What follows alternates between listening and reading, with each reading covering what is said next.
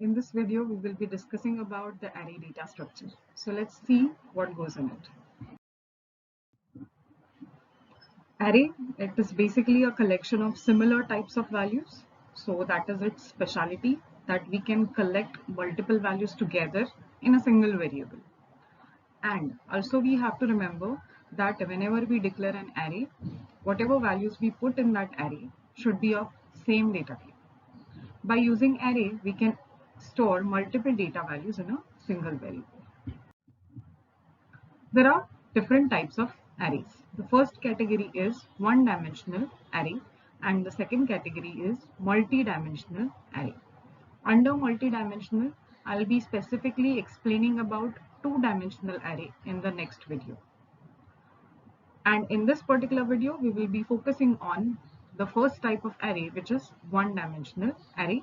It can be also called as a single-dimensional array.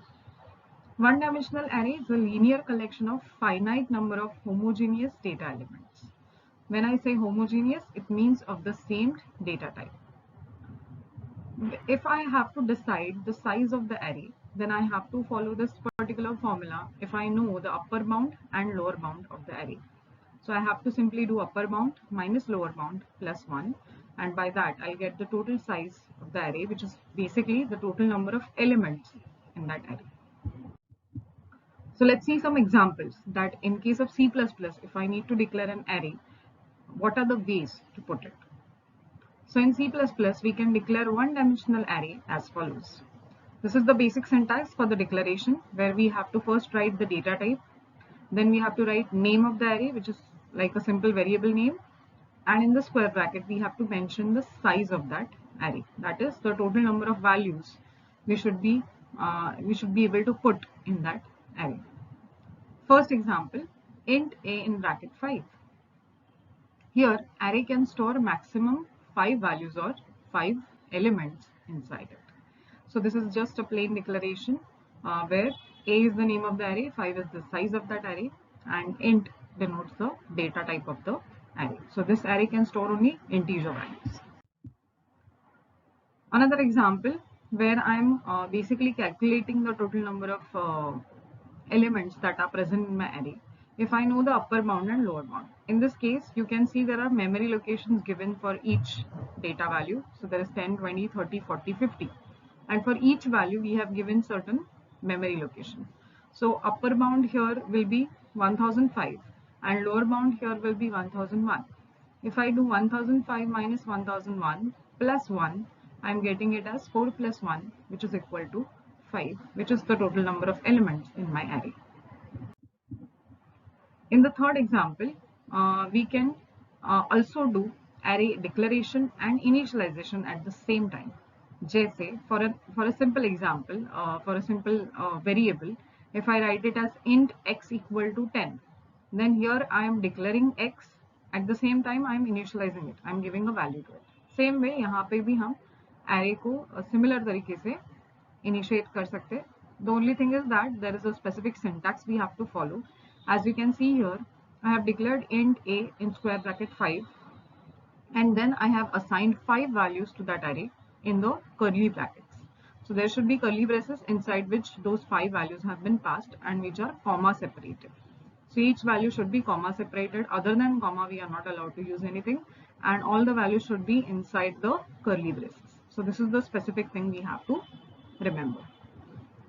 Talking about the fourth example, suppose instead of initiating it at the declaration, मुझे वो values user से accept करने. I want to take the input from the user side. So that is also possible. For that, we are writing a for loop. So first we have declared the array of size 100. Now this will make it simple in a way when I have to accept multiple values from the user. जैसे यहाँ पे 100 values करने हैं, तो 100 times we cannot write cin. Also 100 values को statically यानी declaration के time initiate करना will be also a lengthy thing to do. To avoid all this, we can put a for loop. We can use our loop concept and accept all those values from user. So यहाँ पे you can see कि I have created a for loop where it is starting from 0. Why 0? Because array index starts from 0. So this is another important thing you should know. that whenever we create an array, each element of it has its index or a position, and it works on the basis of the index concept. So the first element is stored at index 0, second at index 1, third at index 2, so on, and the last element is at index size minus 1. So by that logic, index 0 पे हमारा first element store होगा, इसलिए we have started the for loop with 0. Then we are writing it as I less than 100 because from 0 till 99 total we will get 100 values. इसलिए हमें less than 100 लिखना है and then I plus plus. Inside that I have written C in AI, because of which, with the help of which this particular statement, we will be able to accept value from the user, and each value will be stored at the corresponding index in that array. Another important note, which is about out of bounds for C++ array. Now the meaning of out of bounds term is basically our set of values can go beyond the boundaries of set by that array.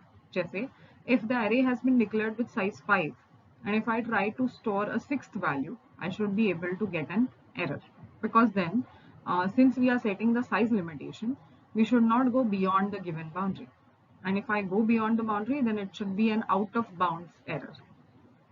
So there is something important about it when we deal with C++ programming. So C++ programming language does not perform bound checking since it is based on a vector class template. So this is the important thing that you should always remember. In C++ programming, developer or programmer himself has to take care of this out of boundary error. Matlab, processor or compiler will never throw this error saying that your array has been out of bounds.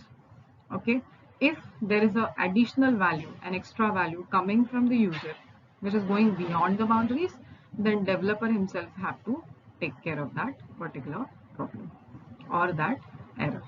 But the processor or the language itself does not have a capability to check it that way.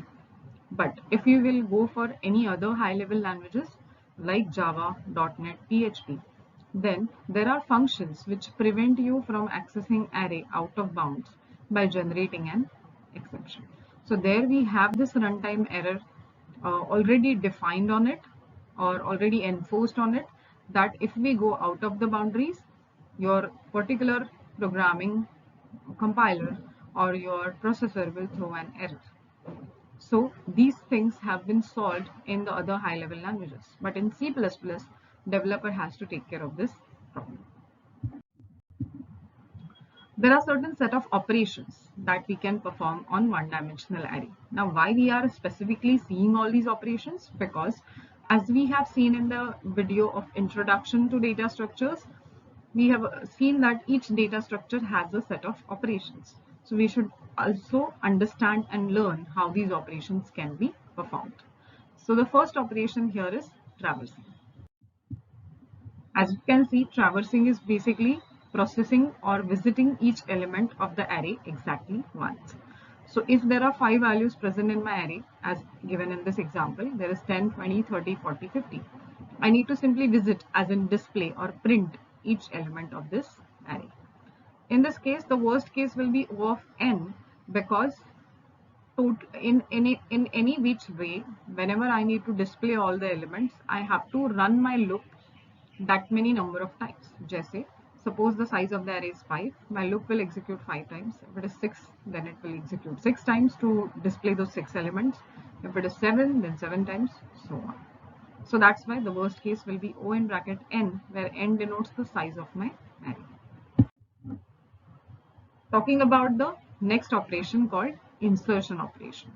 Insertion operation refers to adding a new element in the array. The new element can be inserted at any position in the array, provided that array has enough memory space to accommodate the new element. So basically, we have to always check first whether we have the enough size available. If it is so, then we can definitely do the insertion. In this case, as you can see the example, we have the maximum 20 locations reserved for our array. Array name is A. So I have reserved 20 memory locations, but out of those I am using only 5. तो 5 locations पे मैंने value store किए हैं 10, 20, 30, 40, 50. That's why the value of n is 5 because I am occupying only 5 locations. Then I want to store value 60 at position 3. As you can clearly see, right now at index 3, we have value 40. 0, 1, 2, 3. 0 पे 10 है, index 1 पे 20, index 2 पे 30, and index 3 पे we have 40. So at the place of 40, now we want to insert 60. Now when I say insert, it does not mean replace. So I will not be replacing 40 with 60. I'll be carry forwarding the 40 to the next position and then I'll insert 60. That is how we have to work with it.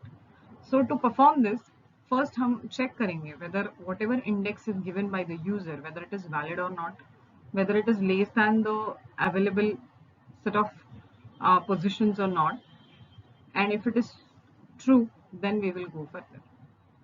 So to perform insertion, increase the size of the array by 1. So array ka size in the sense, right now the number of occupied locations were 5. Now since I will be adding one more value, the number of occupied locations will become 6.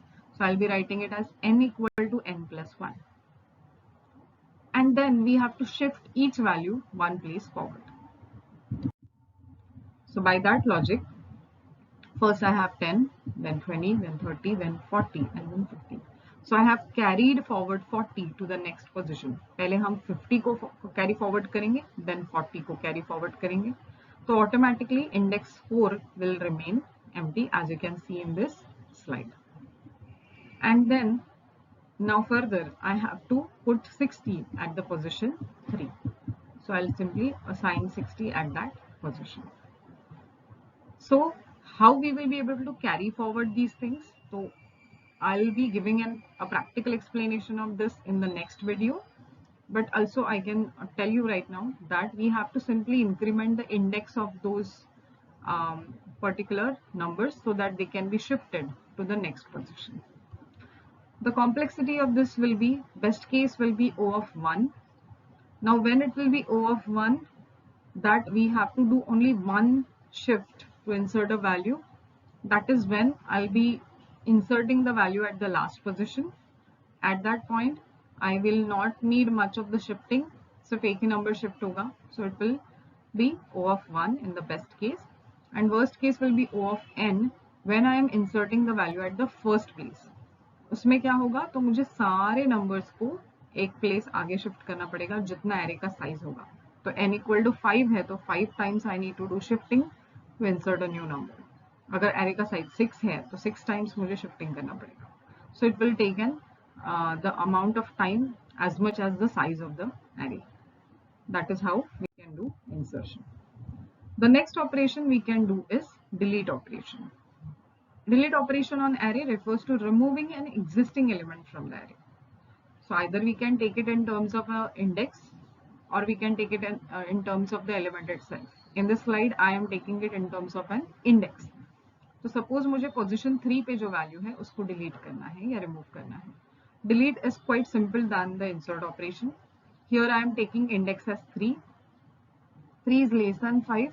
So here it will check the condition. Since it is true, it will move the further element जैसे 50 one place in the backward direction. So जैसे हम carry forward कर रहे थे या shift in the forward direction कर रहे थे in insertion, in delete we have to shift it back. Okay, so 50 will be shifted back one by one position and then 40 will be automatically removed because then 50 will be replacing 40.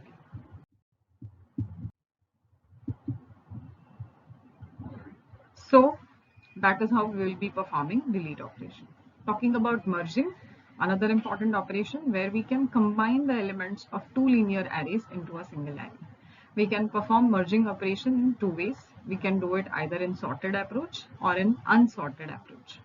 In sorted approach, the elements of two linear arrays are sorted and the merged array also needs to be sorted. So our input will be in the sorted format. Once we will combine it, also the resultant array should be also in the sorted manner. The sorting operation is performed in the third array while merging those two linear arrays. So during the merging operation itself, the sorting is done. So that is an additional task that we need to do in sorted approach. Unsorted approach is the second approach where both the array need not to be sorted, so we can have any random set of values, and in this case second array will be appended to the first to create the third array. So we have to simply do an append operation. So unsorted approach is definitely simpler than the sorted one in case of a programming thing, in case of doing it practically. But sorted approach can be preferred in real life applications where I need to actually provide the data to the user in a sorted manner, in more organized, well-formed manner. Thank you so much.